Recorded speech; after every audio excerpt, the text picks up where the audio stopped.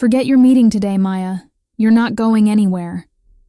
Victoria Sterling's voice didn't rise, but it cut through the air of the office with the precision of a scalpel. Maya stopped 2 meters from the solid oak door, feeling the weight of the wool coat on her shoulders, and the scent of the jasmine perfume she had applied minutes earlier in the bathroom, a fragrance that now seemed offensive against the smell of old coffee and printed paper that dominated the room. She didn't turn around immediately. She gripped the strap of her bag so tightly that the knuckles turned white. The silence that followed was filled only by the low hum of the building's central air conditioning and the rhythmic sound of rain beating against the enormous windows that displayed the blurred lights of Back Bay. Victoria wasn't looking at her. Her eyes remained fixed on the laptop screen, the bluish glow accentuating the severe lines of her face and the millimeter-perfect bun of her dark hair. "I gave you a week's notice, Victoria. The report is on your desk. Reviewed, formatted, and flawless." Maya finally turned around, trying to keep her voice steady, even though she felt her heart pounding against her ribs. She wanted to appear professional, but frustration bubbled at the base of her throat. "It's 8 o'clock. My appointment was at 7:30. I'm already late." Victoria finally lifted her gaze. There was no anger, which was worse. There was a kind of cold possession, an absolute certainty that the world spun according to her command. She leaned back in her leather chair, which creaked softly, a sound that seemed too loud in that dimly lit space. The light from the desk lamp cast long shadows, outlining Victoria's shoulders, which seemed to carry the weight of all of Sterling and Associates. "Is the report flawless by my standards, Maya? Or by yours?" Victoria slid a leather folder across the glass table, a slow and deliberate movement. "There's an error in the risk projection on page 42. An error that could cost us the contract with the city. Do you think you're... what's his name again?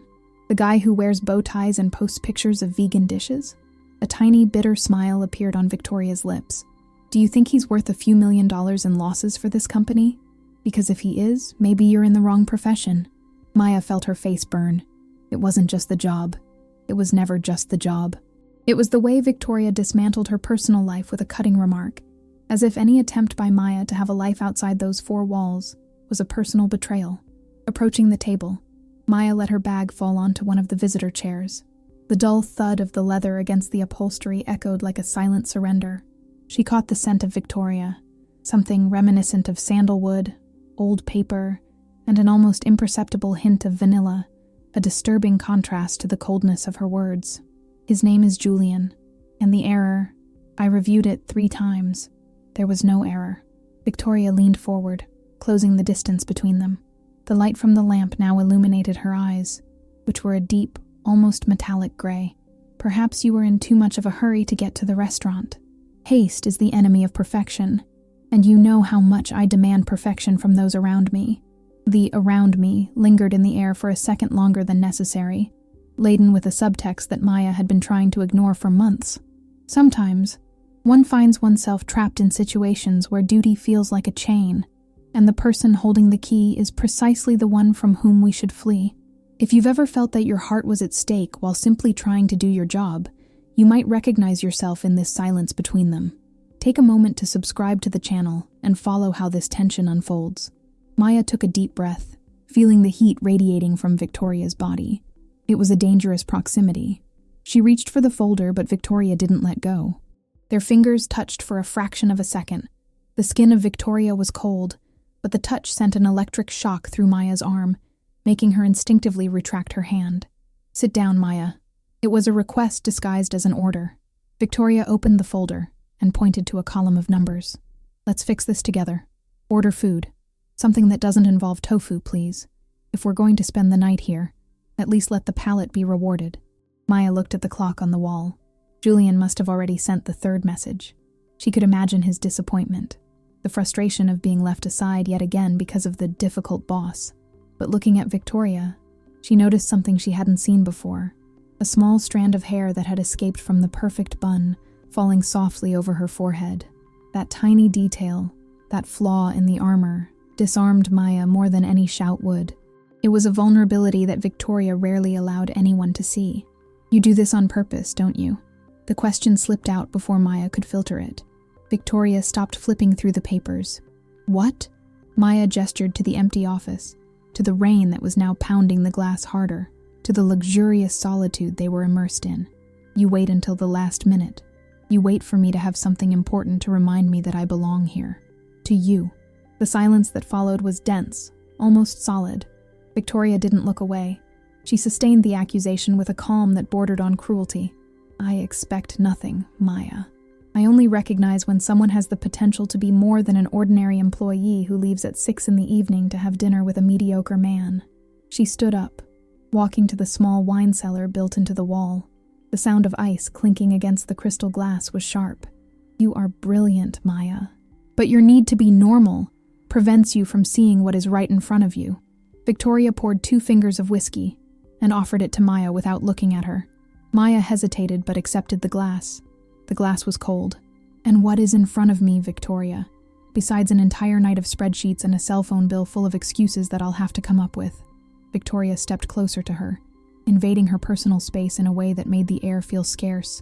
She was taller, and the scent of sandalwood now completely enveloped her. It's the opportunity to prove that you're not like the others, that you understand what it takes to reach the top. And what it takes. She paused, her gaze dropping for a moment to Maya's lips before returning to her eyes, is sacrifice. Maya felt a slight tremor in her hands and took a sip of the whiskey to disguise it. The liquid burned her throat, warming her chest, but it wasn't enough to quell the cold she felt in her stomach. Sacrifice, she repeated, the word sounding strange in her own voice. Or control. Victoria gave a half smile, a gesture that didn't reach her eyes but softened her features in an almost painful way. Control is just a way to ensure that things don't break, Maya, including you. She returned to the table, her authority resumed like a mask that had just been adjusted. Now, call him. Say there's been a crisis. Don't explain too much. People like Julian don't understand crises that don't involve an Uber delay. Maya picked up her cell phone. The screen glowed with 2 missed calls.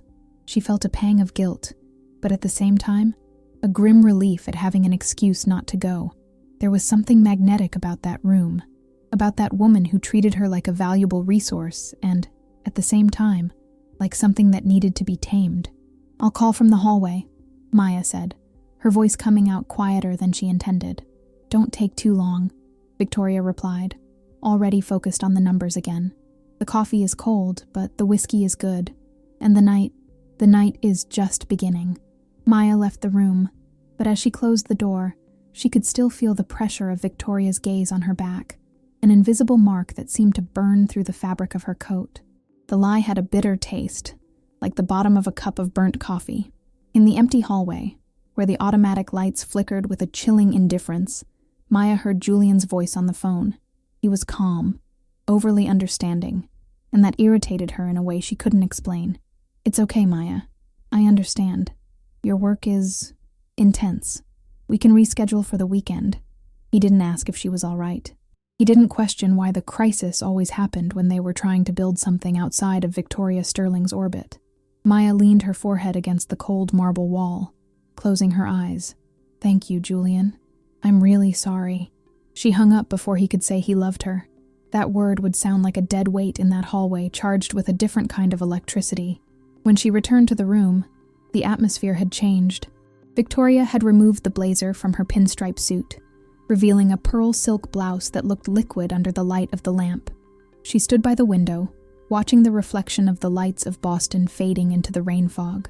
Maya paused on the threshold, observing the tight line of Victoria's shoulders. There was something deeply lonely about that image. The most powerful woman in the New England real estate market seemed, at that moment, just a figure cut out against the vastness of a city she herself had helped build, but that didn't seem to belong to her. He accepted the excuse, Maya said, her voice sounding small in the high ceiling of the room. Victoria didn't turn around. Men like Julian always accept what is convenient, Maya. His understanding is not kindness. It's a lack of appetite. He doesn't hunger for you. If he did, he would be down here, waiting in the rain, demanding that you come down. The comment was like a sharp slap. Maya felt the blood rush to her face. Not everyone sees life as a conquest war, Victoria. Some people just want peace. Victoria finally turned around. She crossed her arms, and the silk fabric stretched across her chest, a detail Maya noticed and immediately tried to look away from. Peace is just the name that losers give to stagnation. Now, come on. The food should be arriving. The delivery person didn't come up. Victoria didn't allow strangers on the floor after business hours. Maya had to go down to the lobby, feeling the humid air of the street for a brief moment before returning to the luxurious confinement of the 40th floor. When she returned, Victoria had already cleared part of the glass table, pushing the monitors aside. The gesture was almost domestic, if not for the million-dollar scenery around. They ate in silence for a few minutes. The aroma of basil and garlic from the marinara sauce filled the space, a smell that felt too human for that office. Victoria ate with a mechanical elegance, but Maya noticed that she barely touched her food. She played with her fork, watching Maya with an intensity that made Maya's stomach contract. "You have a sauce stain here," Victoria said suddenly. Before Maya could react, Victoria leaned over the table. Her firm hand with long fingers moved up to the corner of Maya's mouth. Victoria's slightly rough thumb brushed against Maya's sensitive skin, with a slowness that was anything but accidental. Time seemed to stop. The sound of the rain outside faded away. Maya could only hear her own breath, short and erratic. The touch lasted only 2 seconds, but the warmth lingered, pulsing. All set, Victoria pulled back, but her eyes didn't leave Maya's. "You're careless with the details, Maya. And the details are the only thing that separates success from obscurity." Maya swallowed hard, her heart pounding at the base of her neck. "I'm not careless. Sometimes I feel suffocated here." Victoria let out a low laugh, almost a whisper. "Oxygen is scarce at the top, dear. You'll get used to it." She stood up and walked over to the soundboard, turning on an old radio that sat on a shelf of rare books. A smooth, almost melancholic jazz tune began to fill the corners of the room. "Let's work on page 42, Victoria said, returning to a professional tone. But there was something different in her voice, a note of fatigue she could no longer hide completely. Maya sat down beside her, the chairs so close that their thighs almost touched. She could feel the warmth radiating from Victoria, a silent magnetism pulling her in. As they reviewed the numbers, Victoria pointed to the graphs with a heavy fountain pen. "Look here, Maya. You calculated the margin based on last year's taxes, but the new legislation goes into effect in January."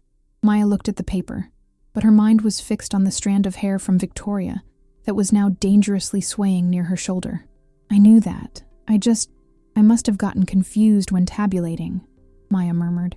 "Confused? Or were you thinking about the dinner you wouldn't have?" Victoria asked, not taking her eyes off the paper. "Why do you care so much about what I do outside of here?" Maya's question made Victoria stop her pen mid-note. A drop of ink fell onto the report, staining the white paper. Victoria set the pen aside and turned her chair to face Maya. The closeness was such that Maya could see the tiny variations of amber in Victoria's gray irises. "I don't care about what you do, Maya. I care about what you waste." Victoria reached out her hand, but this time she didn't touch Maya's face. She just let her fingers hover in the air near Maya's wrist, as if testing an invisible barrier. "You have a light that doesn't belong to vegan dinners and weather conversations. You have a thirst that you hide behind this good girl facade, and that irritates me, because I know exactly what it's like to try to be what they expect of you." Victoria lowered her hand, but didn't pull away. "My mother wanted me to be a debutante in Beacon Hill, to marry an heir from some insurance company and live for appearances." Maya observed Victoria, realizing that the armor was falling away. That cold woman had a history of scars that she never let anyone see. "And what happened?" Maya asked, almost in a whisper. "I destroyed everything she planned," Victoria replied with a hint of dark pride. "And in the process, I discovered that being loved is much less interesting than being needed." She leaned in a little closer, and Maya felt the scent of vanilla and sandalwood intensifying. It was a perfume that promised comfort and danger at the same time. "Would you rather be loved by Julian, Maya, or be needed by me?" The question hung in the air, heavy and inevitable. Maya felt a shiver run down her spine. She knew the right answer for her life was Julian, but her body, her skin, every cell of her being was screaming that the answer was the woman in front of her. "That's not fair, Victoria," Maya whispered. "Life isn't fair." Victoria shot back, her voice now a rough murmur. She reached out her hand again, and this time, her fingers wrapped around Maya's wrist. The touch was firm, almost possessive. She could feel Maya's racing pulse beneath her skin. See how fast your heart is racing. You don't lie to me, Maya. Your body is much more honest than your words. Victoria released Maya's wrist, but the sensation of the grip remained, like a bracelet of fire. She stood up and went to the window again, turning her back to Maya. Finish the corrections. I'll be in the lounge next door. When you're done, bring the report to me. And Maya. She paused, looking at Maya's reflection in the glass of the window. Don't call him again. The night is already too long for pointless interruptions. Victoria left the room, her footsteps echoing on the wooden floor with an authority that concealed the vulnerability she had just revealed. Maya was left alone with the ink-stained report. The error on page 42 seemed insignificant now, compared to the mistake she felt she was about to make. She looked at the phone on the table. Julian had sent a message. "Sleep well. I miss you." Maya didn't respond. She picked up Victoria's fountain pen and felt the weight of the object in her hand. It was heavy, expensive, and relentless, exactly like the woman waiting for her in the next room. She began to correct the numbers, but her eyes kept drifting back to the ajar door, where the light from the lounge filtered in an amber hue that promised everything but peace. The tension in the office was now a physical presence, something she could feel at her fingertips as she flipped through the pages. Each passing minute brought her closer to the moment she would have to face Victoria again, without the protection of the oak desk or the risk spreadsheets. The silence was interrupted only by the ticking of the clock and the sound of her own conscience, warning her that she was crossing a line from which there might be no return. She thought she had control of the situation. She was deeply mistaken. The report was ready, but Maya couldn't move. The pages, now corrected and free of the ink stain that Victoria had dropped, felt like they weighed pounds in her hands. The silence of the Boston office, broken only by the occasional creak of the cooling building and the rain that had now turned into a persistent gray drizzle, was suffocating. She looked at the lounge door. The light coming from there was warm, an amber hue that promised a kind of intimacy that Maya wasn't sure she was ready to face, but which her body seemed to involuntarily seek. She stood up, adjusting the pencil skirt that felt too tight now, and walked. Each step on the thick carpet felt like an announcement of her own vulnerability. As she entered the lounge, the scent of Victoria hit her first. It was no longer just sandalwood and paper. There was the deep aroma of whiskey and something else, the warmth of skin. Victoria was sitting on one of the navy blue velvet sofas, her bare feet resting on the leather poof. She had completely let her hair down, and the dark waves fell over her shoulders in a way that made her almost unrecognizable. Without the armor of the blazer and the impeccable hairstyle, she looked dangerous, in a different way. Not like a boss who could fire her, but like a woman who could dismantle her with a glance. Victoria asked without turning around, "Are you done?" Her voice was lower, dragged down by fatigue or whiskey, or perhaps by something she didn't want to name. Maya stopped behind the sofa, keeping a safe distance that seemed, with each passing second, more ridiculous. "Here it is. Page 42, revised." Maya extended the folder. Victoria reached back to take it, and their fingers met again. This time, Maya didn't pull away. She felt the texture of Victoria's skin, the tips of her well-manicured nails brushing against the palm of her hand. It was a brief contact, but it made the air disappear from Maya's lungs. Victoria quickly flipped through the pages, the light from the lamp creating shadows that danced across her strong features. "You're quick when you want to be, Maya." Victoria closed the folder and tossed it onto the coffee table next to an empty glass. "Sit down. I don't bite, unless you give me a reason to." The comment, laden with a subtext that made Maya's blood pulse in her temples, was followed by a vague gesture toward the space beside her on the sofa. Maya hesitated but sat at the opposite end. The velvet was soft, welcoming, contrasting with the rigidity she felt in her own muscles. The silence that settled was not uncomfortable. It was dense. It was the kind of silence that happens when two people know exactly what is being thought, but both are afraid to be the first to voice the desire. Victoria leaned her head back, closing her eyes for a moment. "You know why I made you stay, don't you?" The question came without warning. Maya looked at her own hands, fiddling with the silver bracelet on her wrist. "You said it was about the report." Victoria let out a short laugh, a vibration that Maya felt through the upholstery of the sofa. The report could have waited until 8 in the morning. I have senior analysts who could have done it in their sleep. Victoria opened her eyes and turned her face to Maya. The distance between them seemed to shrink, even though neither of them had moved. I made you stay because I didn't want to go home, and because I knew you would come. Maya felt a knot in her throat. Victoria's honesty was like a desert, vast, dry, and capable of disorienting anyone. Why me, Victoria? There are dozens of people who would do anything to be in your circle, but none of them look at me the way you do. Victoria leaned toward Maya, reducing the space. Other people look at me with fear, or ambition, or cheap adoration. You look at me like you're trying to decipher a puzzle that you're not even sure you want to solve. Maya felt the heat of Victoria radiating toward her. It was an unbearable gravity. What if I don't want to solve it? Maya whispered, her voice almost fading away. Then you would have already left. Victoria replied, her hand slowly moving up the back of the sofa, her fingers brushing the strands of hair that escaped from Maya's neck. You would have gone to find Julian. You would have eaten that bland food and pretended that life is made of planned weekends. The touch of Victoria's fingers on her neck made Maya shiver. It was a light touch, almost an experiment, but it triggered a wave of electricity that coursed down her spine. She should get up. She should say it was too late, but her feet felt glued to the floor, and her mind was captive to the woman who saw her in a way that no one else did. Victoria didn't stop. Her fingers slid to Maya's neck, her thumb tracing the line of her jaw with a precision that was both tender and possessive. Sometimes, the greatest danger is not in what others do to us, but in what we allow them to awaken in us. That silent, hungry part that we spend years trying to silence with routines and safe commitments. If you've ever felt like you were standing on the edge of a cliff and, instead of stepping back, felt compelled to jump, you understand what Maya is feeling right now. Don't forget to subscribe so you don't miss what happens when the fall finally begins. Victoria was now so close that Maya could see the reflection of the light in her dilated pupils. You're trembling, Maya, Victoria whispered, her voice a rough whisper close to Maya's ear. Is it the air conditioning? Maya shook her head, unable to articulate words. Victoria's perfume was all she could process now. Sandalwood, vanilla, whiskey, and a promise of something forbidden. I'm not what you think, Maya managed to say, a last effort of resistance. I'm ordinary, Victoria. I don't belong in this world of games and power. Victoria made a sound that could have been a sigh or a low growl. Nothing about you is ordinary. And I don't play, Maya.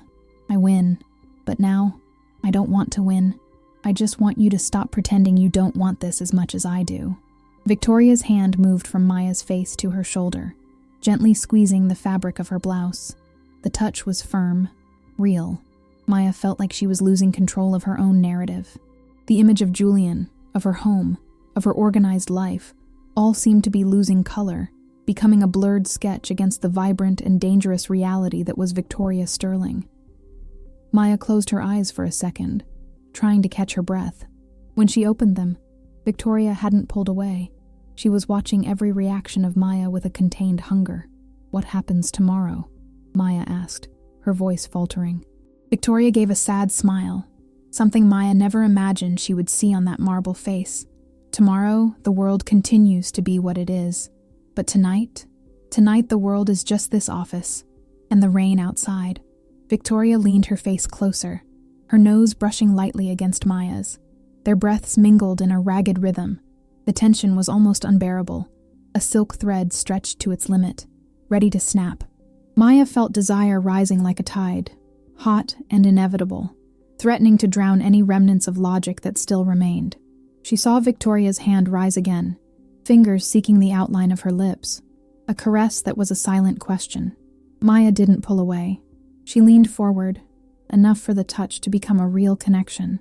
The world outside, with its rules and conventions, seemed to have vanished. Are you afraid of me, Maya? Victoria whispered against her lips. I am, Maya answered with brutal honesty. Great, Victoria said, her eyes shining with an intensity that bordered on pain. Fear means you know that what's happening here is real. She paused for a second, mere millimeters from a kiss that would change everything. And real is the only thing that's worth it. Silence returned, but now it was electric, charged with an anticipation that hurt. Victoria didn't close the final space. She waited. She wanted Maya to take the last step, to make the choice to cross the boundary she had built herself. Maya felt the weight of the choice in her chest. If she moved forward, there would be no going back to the life she knew. If she pulled back, she would spend the rest of her days wondering what that freedom would taste like. She looked at Victoria, at the vulnerability hidden beneath the power, at the loneliness that mirrored her own. Maya's hand rose hesitantly and touched Victoria's wrist, feeling the strong and steady beat of the other woman's heart. There, on the 40th floor, surrounded by the cold luxury of Boston, two women tried to find a point of warmth amid the storm. Maya felt she had escaped the boredom of her normal life, but she was about to discover that some escapes come at a higher price than any report could calculate. The air between them was so charged that Maya found it difficult to pull it into her lungs. Victoria's hand, still held by Maya's touch, didn't pull back. On the contrary, Victoria's fingers closed around Maya's with a strength that bordered on desperation. They were mere millimeters apart, the heat of Victoria's breath hitting Maya's upper lip, a silent and devastating invitation. But then, the shrill and impersonal sound of a cell phone vibrating on the coffee table cut through the haze. The device spun on the glass, the white light of the screen blinding the dimness of the lounge. The name Julian shone with an insistence that felt like a cry for help from another planet. Victoria didn't move immediately. She kept her gaze fixed on Maya, a shadow of irritation crossing her features, before being replaced by that ice mask she wore as armor. Slowly, she let go of Maya's hand. The void left by the contact was filled with a sudden chill that made Maya shiver. "Your world is calling, Maya," Victoria said, her voice regaining its cutting cadence, though a bit rougher than usual. She leaned back on the couch, picking up the glass of whiskey and swirling the ice with a mechanical motion. "You'd better answer. He must be wondering if you're still alive or if I've already turned you into one of my reports." Maya picked up the phone but didn't answer. She looked at the screen, feeling a strange nausea. Julian's name there seemed like a mistake, an interference in a radio frequency that only she and Victoria should be hearing. She silenced the call and placed the device screen down. "I don't want to talk to him right now." The confession came out in a whisper. Victoria took a sip of whiskey, her eyes fixed on the opposite wall, where an abstract painting in shades of blue seemed to dissolve.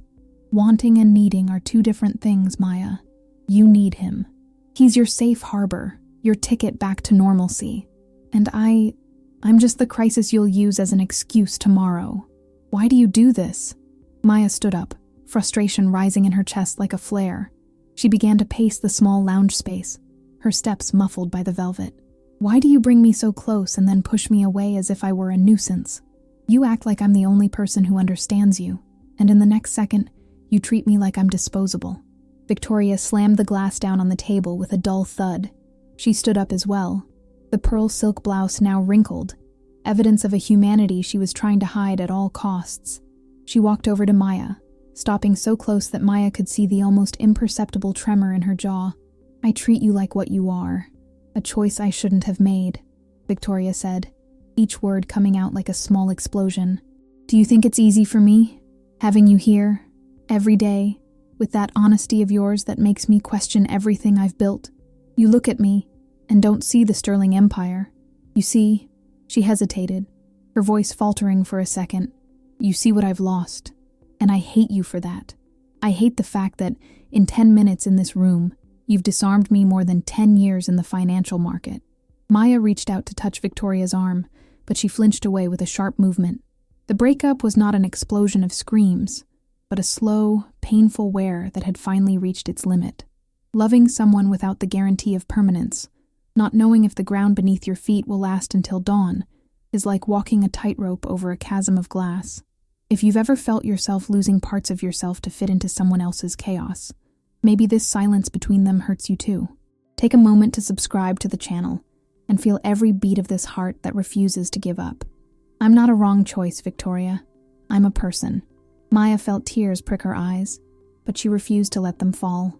And if you see me as a flaw in your system, then maybe the problem isn't me. Maybe your system is too small for what you really feel. Victoria stepped back as if she had been hit physically. She let out a bitter laugh, devoid of any trace of amusement. "My system has kept me alive, Maya. It's given me all of this." She gestured to the luxurious room, to the building, to the city outside. "What do you offer me in return? Rainy nights and promises you won't be able to keep when the sun rises, and Julian knocks on your door?" The name Julian now sounded like a weapon being fired between them. You're using him to protect yourself from me, Maya accused, her voice rising a pitch. You're so afraid of feeling something you can't control that you'd rather push me into the arms of a man you despise. That's cowardice, Victoria. Victoria's face went pale, her expression hardening in a way Maya had never seen. Leave, Victoria said, her voice low and dangerously calm. What? Maya blinked, stunned by the sudden change in tone. Get out of my office, Maya. Now. The report is ready. The work is done. Go home. Go to your Julian. Go to your small, safe life. Maya felt the impact of the words as if they were stones. The humiliation burned on her skin, overshadowing the desire from just a few minutes before. She grabbed her bag from the chair in the adjacent room with jerky movements, her hands trembling so much that she could barely zip it closed. She didn't look back. As she walked toward the elevator, the sound of her own heels on the marble felt like a verdict of isolation. The office, which once felt like a sanctuary of secrets, was now just a cold, empty place. She pressed the elevator button and waited, her chest rising and falling with a breath she couldn't calm. Inside the room, Victoria remained still. She didn't move until she heard the sound of the elevator descending. When silence finally returned, she walked to the table and picked up the glass of whiskey, but her hand trembled so much that the liquid splashed onto the glass surface. She closed her eyes tightly, resting her forehead against the cold window. The rain outside continued, indifferent to the small human tragedies happening on the upper floors. She had what she wanted: control, silence, loneliness. But for the first time in years, the weight of what she possessed felt unbearable. Maya exited the building and was immediately hit by the rain. She didn't open the umbrella. She let the cold Boston water drench her face, mingling with the tears that finally began to flow. She walked to the subway station, her body acting on autopilot. The people around her were blurred figures, shadows of a life she no longer recognized. Upon entering the almost empty train car, she saw her reflection in the dark glass. She looked undone. The makeup smudged, hair damp, eyes hollow. She pulled out her phone and saw Julian's message. Still awake, waiting for you. She felt a physical revulsion at that weight. It wasn't the weight of Victoria, loaded with tension and danger. It was a lukewarm, comfortable, flavorless weight. Maya realized, with painful clarity, that something inside her had broken irreparably. She couldn't go back to Julian, but she also couldn't stay with Victoria. She was in limbo, a gray space between what was safe and what was real. The subway ride felt like it lasted an eternity. With each stop, Maya felt the weight of the breakup settling into her bones. Victoria was right about one thing: sacrifice was necessary. But what Victoria didn't understand was that the greatest sacrifice wasn't losing power, but losing herself in the attempt to maintain it. Maya got off at her station, walking through the deserted streets to her apartment. The living room light was on. Julian was there. But when she opened the door, Maya felt like she was entering the home of a stranger. The air was infused with the scent of chamomile tea and the low sound of a television tuned to a news channel. Julian stood up from the couch with a concerned smile. Maya, you're soaked. What happened? Was the crisis that bad? He approached with a towel, the gesture so genuine and protective that it made Maya's heart ache for the wrong reason. It was, she replied, her voice devoid of any emotion. It was worse than I imagined. She looked at Julian, and for a moment saw in him the peace that Victoria so despised, but it was a peace that no longer warmed her. As Julian helped her take off the wet coat, Maya's mind drifted back to the 40th floor. She could smell the sandalwood. She could feel Victoria's cold fingers on her wrist. She had thought she had escaped Victoria's influence by leaving that office. She was deeply mistaken. Victoria Sterling was not just her boss. She had become the climate that Maya breathed, the storm she didn't know how to avoid. And the rupture, though physical, was far from the end. It was only the beginning of a loneliness that no warm towel or chamomile tea could heal. The morning light in Boston had a cruel clarity, one that did not forgive dark circles or hesitations.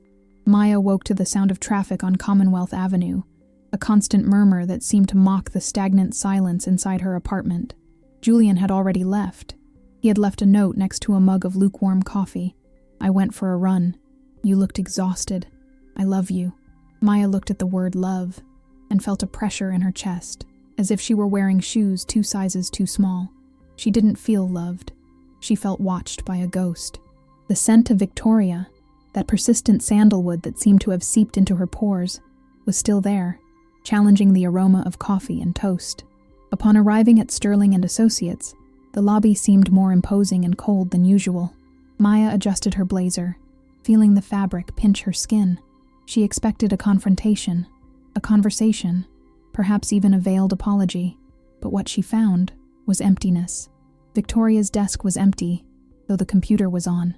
The report they had finished the night before was there, on top of a stack of documents, with a yellow post-it clipped to the front. Victoria's handwriting was precise, almost aggressive. Forward to legal, immediately. No initials, no good morning, just the dry order of someone who wanted to erase the traces of a night of weakness. She's been in a board meeting since 7.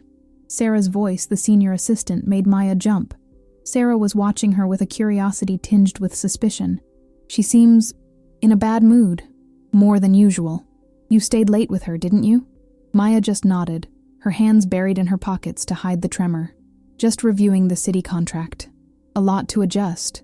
Sarah shrugged and returned to her phone. Be careful, Maya. When the wolf is wounded, she bites anyone who gets close. Maya walked to her own desk, feeling the air in the office had become thin. The day passed in a gray blur. Maya saw Victoria walk down the hallway, surrounded by lawyers and consultants. A force of nature in a dark blue suit that looked like battle armor. Victoria didn't look sideways. She didn't look at Maya's desk. It was as if the woman who had let her hair down and admitted her loneliness in the lounge had been an hallucination provoked by whiskey and rain. The physical distance between them was only a few meters, but the emotional chasm was insurmountable. Maya felt guilt gnawing at her insides. Guilt for wishing Victoria would look. Guilt for being there while Julian planned a future she could no longer visualize. At 4 p.m, the office suddenly fell silent as the board meeting adjourned. Maya stood up to take some papers to the file room, but stopped when she saw Victoria leaving her office. They met in the narrow hallway, near the coffee machine. The space was too small for them to ignore each other. The scent of Victoria hit her again, a wave of sandalwood and fatigue. Victoria paused, her eyes fixed on a point on the wall just above Maya's shoulder. Her hands, the same hands that had traced Maya's jawline the night before, now held a tablet with unnecessary force. The Back Bay project files, Maya said, her voice sounding strange to her own ears, a mix of challenge and plea. I already delivered them to legal as you asked. Victoria finally lowered her gaze. Her gray eyes were dull, her eyelids slightly puffy. She didn't look like a queen at the top of her empire. She looked like a castaway trying to maintain dignity while the raft was sinking. Great, Victoria replied, her voice devoid of any inflection. Keep it up. We need total focus this week. No distractions. Distractions?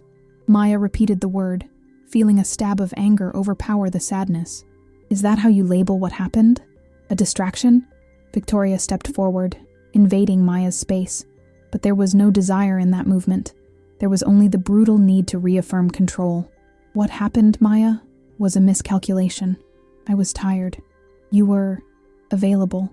Let's not turn a moment of exhaustion into a Boston melodrama. The blow was precise. Maya felt her face burn. The humiliation served cold on a plate of fine porcelain. Available. Maya whispered, the word weighing like lead. Are you really as cold as they say, Victoria? Or are you just too cowardly to admit that you felt something? Victoria let out a dry laugh, which was nothing more than a bitter vibration in her throat. Feeling something is a luxury I don't allow myself, and you shouldn't either. Now, if you'll excuse me, I have a dinner with investors. She brushed past Maya, her shoulder brushing against hers with a force that was not accidental. Maya stood still in the hallway, watching Victoria's back move away. She felt an immense emptiness, a loneliness that was not caused by the absence of people, but by the presence of a person who refused to be real. That night, back at the apartment, the distance remained. Julian tried to hug her while she cooked a dinner that neither of them would eat with any enthusiasm. You seem distant, Maya. What happened at work? Is that boss of yours putting too much pressure on you? He kissed her neck, the touch being light, familiar, and for Maya, completely wrong. She dodged, pretending to need to grab a spice from the cabinet. It's just the end of the quarter, Julian. A lot of stress. He sighed, returning to the table. You should take some time off. Maybe we can go to Maine. Get out of the city for a bit. Maya looked at him and saw a good man, a man who deserved someone who was fully present with him, and she realized that in trying to protect Julian from the truth, she was betraying him in a way far worse than a stolen kiss. She was present in body, but her soul was still trapped on the 40th floor, waiting for a glance that would never come. The loneliness amidst Julian's affection was the worst kind of isolation. She felt like an imposter in her own life, a shadow moving among furniture that no longer made sense. The silence at dinner was broken only by the sound of silverware clinking against plates.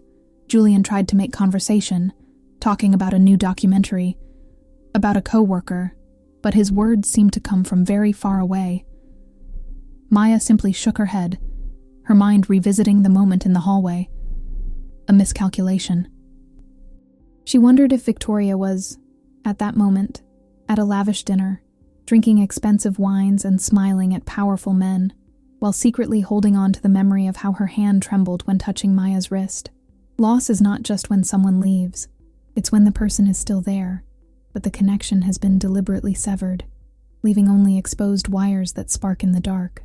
Maya went to bed early, pretending to have a headache that was, in fact, a pain in her spirit. She stared at the ceiling, listening to Julian's slow breathing beside her. She thought of Victoria, alone in her vast penthouse, surrounded by marble and silence. Two women, on opposite sides of the city, trapped in their own cages of pride and fear. Maya thought that the pain of unspoken desire was the worst of all. She was about to discover that the emptiness of the after was much deeper. The cardboard box on the kitchen table seemed larger than the 3 years Maya had spent sharing that apartment with Julian. The smell of chamomile tea and apple detergent, which once meant safety, now suffocated her like a hug that was too tight. 2 weeks had passed since the night on the 40th floor, and each day had been an exhausting exercise in pretense. Julian talked about travel plans to Cape Cod, about the new charcoal gray sofa he wanted to buy, while Maya watched the rhythmic movement of her own breathing, wondering when air would once again taste like something. She didn't hate Julian. That was the problem. She felt a pale tenderness for him, a gratitude that weighed like lead, but when he touched her, her body became a foreign territory, closed to visitation. "Are you sure about this, Maya?" Julian's voice was broken, stripped of that calm self-assurance that had always irritated and comforted her. He was leaning against the kitchen door frame, hands shoved in the pockets of his sweatpants, watching her pack her books. "I don't understand. We were fine. He hesitated, searching for a word that wasn't a cliché. "We were building something." Maya paused with a volume of Mary Oliver's poetry in her hand. She felt the weight of the paper, the smell of an old book. "We were surviving, Julian," she said, without looking at him. If she looked, perhaps her courage would dissolve. "You were building a house, and I was just occupying the space of furniture. I'm not here. I haven't been in this room with you for a long time." He took a step forward, the sound of his bare feet on the wood sounding like a sigh. Is it because of her? Because of Sterling? Maya felt a shiver run down her neck, the name Victoria acting like an electric shock. "It's not because of one person, Julian. It's because of what that person made me remember that I can still feel. It's about the fact that I prefer the pain of being alive out there than the anesthesia of being safe in here." Julian didn't shout. He simply nodded, a slow gesture of someone who has just accepted a terminal diagnosis. "She will destroy you, Maya. Women like Victoria Sterling don't love. They annex." Maya closed the cardboard box, the sound of tape tearing the silence of the morning with a necessary violence. "Maybe," she murmured, her voice steady despite the tremor in her knees. "But for the first time, I want to see what is left of me after the destruction." 2 hours later, Maya was on the subway, heading to Back Bay. She didn't have a plan. She had no hotel reservation, nor a professional excuse. She had only a backpack, her heart pounding in her throat, and the visceral need to look at Victoria Sterling without the protection of a wooden table. Upon arriving at the company headquarters, she didn't go up. She stood across the street, watching the glass and steel facade that reflected Boston's gray sky. The cold wind blew from the Charles River, carrying with it the smell of salt and damp asphalt. She waited. Time seemed to stretch, the minutes turning into hours, as she observed the flow of suited people entering and exiting, all in the hurry of those with a certain destination. It was almost 7 in the evening when Victoria's black sedan parked in front of the main entrance. Maya saw the slender figure emerge from the building, Victoria was wearing a black wool coat, the collar turned up against the wind, her hair pulled back in a severe bun. She looked impeccable, as always, but Maya, from afar, noticed the way she hesitated before getting into the car. Victoria looked up at the sky, a pause too long for someone who always had the next second planned. It was a gesture of exhaustion, of a loneliness that couldn't fit into financial reports. Maya crossed the street. Her steps were quick, the sound of her shoes on the asphalt echoing like drumbeats. Victoria's driver opened the door, but Maya arrived before she could enter. Victoria. The name came out like a stolen breath. Victoria stopped. She didn't turn immediately. Her shoulders tensed under the expensive fabric of the coat. When she finally turned, her gray eyes were wide, a rare crack in her porcelain mask. "Maya? What are you doing here?" Victoria looked at the backpack on Maya's shoulders, at her pale face and nose reddened by the cold. "I thought you were... home." Maya stepped forward, ignoring the driver's confused look and the bustle of the street. "I don't have a home anymore, Victoria. I left." The silence that followed was filled only by the distant sound of traffic. Victoria blinked, processing the information. "You... Julian?" Maya just nodded. "I couldn't breathe there anymore. I couldn't pretend that the miscalculation hadn't changed the geometry of everything I am." Victoria let out a trembling sigh, the white smoke of her breath dissipating in the cold air. She signaled for the driver to wait and walked to the sidewalk, standing just inches from Maya. "You're crazy," Victoria whispered, but there was no judgment in her voice. There was a kind of astonishment. "You threw everything away because of one night? Because of a woman who sent you away?" Maya looked directly into her eyes, holding the gaze that once made her look away. "I threw everything away because you were the first person in years who made me feel like I was worth the risk, even if you're too cowardly to admit the same." Victoria looked away at the lights of Boston. "I'm not cowardly, Maya. I'm realistic. What we have is a technical impossibility." Maya let out a bitter laugh. "Technical impossibility. You talk like we're a cost spreadsheet. But look at your hand, Victoria." Maya pointed to Victoria's hand, which was gripping the strap of her bag so tightly that her fingers were pale. "You're trembling, and it's not from the cold." Victoria looked at her own hand as if it were a strange object. Slowly, she relaxed her fingers. "Get in the car," Victoria said, the authority returning, but in a softer, almost pleading way. "Not here. Let's go to my apartment." Maya hesitated. "I didn't come here to be a secret, Victoria." Victoria paused, her hand on the doorknob. She looked at Maya with an intensity that felt like it was burning. "You were never a secret, Maya. You were an ambush. And I'm trying to decide whether to surrender or to fight. But please, get in the car. It's freezing out here." The ride to Victoria's penthouse in Beacon Hill was made in heavy silence. Maya watched the city lights pass by the window, feeling the warmth of the car heater start to thaw her fingers. Victoria remained still beside her, but Maya could feel the electricity emanating from her. Upon arrival, the apartment was exactly as Maya imagined. Minimalist, luxurious, and terribly empty. Glass walls showcased the Boston skyline, the golden lights reflecting off the dark marble floor. Victoria took off her coat and threw it over a designer sofa, a careless gesture that contrasted with her organized nature. She went to the bar and poured 2 glasses of water, her hands still a little unsure. "I don't know what to say to you," Victoria confessed, handing the glass to Maya. "I've spent my whole life ensuring that no one had this kind of power over me. And now you show up on my doorstep with a backpack and destroy all my defenses with one sentence." Maya drank the water, feeling the cold liquid slide down her throat. "I don't want power over you, Victoria. I want..."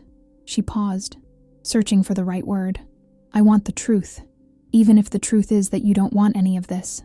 Victoria moved closer, stopping in front of the large window overlooking the common. The moonlight filtered through the glass, illuminating her profile. "The truth is that I haven't slept in 2 weeks, Victoria said, her voice so low that Maya had to lean in to hear. "The truth is that I review that report every night, not to look for mistakes, but to see where your pen touched the paper. The truth is that I'm a mess, Maya, and I don't know how to be a mess with someone else." Maya felt a wave of tenderness wash over her. She walked up to Victoria, and this time it was her who took the initiative. She reached out and gently touched Victoria's shoulder, feeling the tension beneath the silk blouse. Victoria didn't pull away.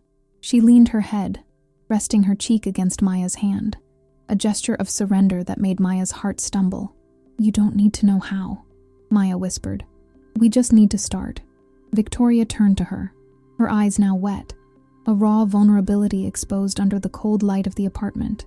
"What if we break everything?" Victoria asked, fear finally finding a voice. "Then we build something new from the ashes," Maya replied. She leaned in closer, and this time there was no hesitation, no calls from Julian, no reports to fix. The kiss was slow, tasting of cold water and a hunger that had been held back for too long. It wasn't a movie kiss. It was a meeting of short breaths, of lips that recognized each other in the dark, of hands searching for anchors amidst the storm. Victoria wrapped her arms around Maya's waist, pulling her close. And Maya felt that for the first time in her life, she was exactly where she was meant to be. The world outside, with its rules, positions, and expectations, seemed too small for what they were feeling. They pulled away just enough for their noses to still touch. Victoria smiled, a real smile that lit up her face in a way that Maya would never forget. "I still think you're crazy," Victoria murmured. "And I still think you're a recovered coward," Maya teased, feeling a lightness she hadn't felt in years. They stood there, embraced before the vastness of Boston, two women who had lost everything to finally find each other. "You still look at me like I'm a difficult math problem to solve, Victoria." Maya's voice broke the silence of the office, but this time there was no weight of submission or tremor of uncertainty. She was sitting on the edge of the oak desk, the same desk that months ago had seemed like an insurmountable barrier, gently swinging one of her legs as she observed the woman in front of her. Boston outside was bathed in a bluish twilight, typical of an autumn that was beginning to blow cold winds from the harbor. Victoria Sterling, the Boston wolf, didn't immediately take her eyes off the monitor. Her fingers, however, stopped typing. The frantic pace of her routine always encountered that little obstacle, that necessary pause that only Maya could impose without saying a word. Victoria leaned back in her leather chair. She took off her reading glasses, a gesture that Maya had learned to recognize as the sign that the armor was being put away for the day. "Math problems have solutions, Maya. Victoria paused, her gray eyes slowly tracing Maya's face with a slowness that was almost a physical touch. "You are a constant variable, and constant variables don't get solved. They just integrate into the system." Maya let out a low laugh, the sound echoing softly against the glass walls. "You and your corporate metaphors. Sometimes I forget you have a heartbeat under that Chanel suit."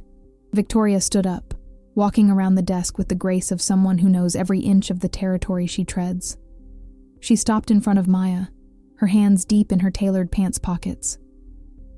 "It beats," Victoria whispered, her voice dropping to that husky tone Maya only heard when the office lights went out. "And you know perfectly well that it beats to a rhythm I can no longer control." The air between them, once filled with the scent of stale coffee and professional tension, now carried the aroma of sandalwood and a new fragrance that Maya had brought into Victoria's life, lavender, and something reminiscent of new books. It was the smell of a shared life in the details, in the crevices of an empire that, though still imposing, was no longer Victoria's only refuge. The transition hadn't been a bed of roses. There had been months of gossip in the halls of Sterling and Associates, sidelong glances from shareholders who didn't understand why the junior analyst now had direct access to the CEO's penthouse, and the deafening silence that followed Maya's definitive divorce from her past. Julian was now just a name on a list of blocked contacts, a reminder of a version of Maya that accepted the lukewarm because she was afraid of the burn. But there, under Victoria's gaze, Maya felt that the scars were just drawings of a map that had brought her to the right place. "The dinner with the Seaport Project investors is at 8, Maya reminded, although she knew Victoria had the schedule memorized. "Are we going together?" Victoria extended her hand, but didn't touch Maya's face immediately. She let her fingers hover millimeters from her skin, testing the electricity that always seemed to vibrate between them. "We're going together, but I don't want to talk about investments today. I want you to wear that blue dress, the one that makes your eyes look like the color of the ocean on a stormy day." Maya felt a shiver run down her spine. Victoria wasn't asking for beauty. She was asking for a presence to anchor her in the chaos she created herself. Sometimes, the greatest victory isn't conquering the world, but finding someone who sees you when you're in the dark and decides to stay there, just to make sure you don't forget what light feels like. If you followed this journey from the first cold coffee and felt that deep down we all seek this connection that challenges and saves us, take this moment to subscribe to the channel. Stories like Maya and Victoria's remind us that love isn't about perfection, but about the courage to be imperfect alongside another person. Victoria finally closed the space, her palm pressing against Maya's cheek. The touch was warm, firm, an anchor amidst the vastness of Boston. "Are you happy, Maya?" The question came without warning, laden with a vulnerability that Victoria rarely allowed to escape. Maya covered Victoria's hand with her own, feeling the discreet gold ring that Victoria now wore on her right ring finger, a silent promise made on a trip to Maine, where the only audience was the sound of the waves. "I am present, Victoria," Maya replied, the honesty shining in her eyes. "And for now, that is so much more than I ever imagined it could be." Victoria leaned forward, resting her forehead against Maya's, the sound of both their breaths synchronized, a rhythm of its own that ignored the clock on the wall. "I used to think silence was a weapon," Victoria murmured, her eyes closed. "But with you, silence is a conversation. It's the only place where I don't have to be sterling, where I can just be me." They stayed there for a while, the office bathed in dim light, the city's lights beginning to flicker like diamonds on the wet asphalt. There was no longer the urgency to prove anything. The Sterling Empire would continue to grow, crises would continue to arise, and Boston would remain a city of ice and marble. But within those walls, the warmth was real. Victoria pulled back just enough to look Maya in the eyes again, a rare and genuine smile illuminating her features. "Let's go," she said, grabbing her bag. "The world can wait 10 minutes while we figure out which way is the longest to the restaurant." As they walked toward the elevator, Victoria no longer maintained the professional distance she had before. Her hand sought Maya's, their fingers intertwining with a naturalness that months of companionship had refined. In the lobby, the security guards waved, and Sarah, who was still working late, gave a conspiratorial smile that Maya returned. The legend of the Boston Wolf still existed, but now a new narrative was being written in the details. In the way Victoria waited for Maya to get into the car, in the way Maya adjusted the collar of Victoria's coat without asking. Life was not a classic happy ending, with all the loose ends tied up. There were challenges, the fatigue of Mondays, and the constant pressure of a world that does not forgive weaknesses. But they had discovered that weakness, when shared, becomes a strange form of strength. Victoria was no longer an island, and Maya was no longer a satellite. They were a binary system, orbiting a common center of affection and respect that no spreadsheet could quantify. The car glided through the streets of Beacon Hill, the lights from the cast-iron lampposts casting long shadows on the cobblestones. Victoria watched Maya out of the corner of her eye, noticing the calm she now carried. "You know I'm still going to give you orders tomorrow at 8 in the morning, right?" Victoria teased, her voice laced with disguised affection. "And you know I'm going to ignore half of them and do things my way, don't you?" Maya shot back, turning to her with a glint of challenge in her eyes. Victoria laughed, a sound that filled the interior of the sedan, making the journey seem much shorter than it should have. What remains after the last page is written is not the resolution of all conflicts, but the certainty that facing them is worthwhile. The epilogue of a story is just the preface of a life that no longer needs a script to be lived. Maya looked at Victoria's hand, still intertwined with hers, and felt that the miscalculation from months ago had actually been the only right turn that truly mattered. The car stopped in front of the restaurant, the golden lights promising a night of conversations and wines that wouldn't be used to close deals, but to celebrate permanence. Victoria got out first, and before closing the door, she looked at Maya with an intensity that said everything words could not reach. Tomorrow would bring the office, the risks, and the cold city. But today they had the now. And the now was exactly what they had decided to build. Their story did not end with a catchy phrase or a grand gesture. It continued in the subtle touch of one shoulder to another as they entered the restaurant, in the exchange of glances that lasted a second longer than necessary, and in the freedom to finally be who they were when no one was watching. In Boston, the lights never fully go out, but that night, for Maya and Victoria, the world was just a point of light in the midst of darkness. where silence had finally stopped being a weapon to become a home.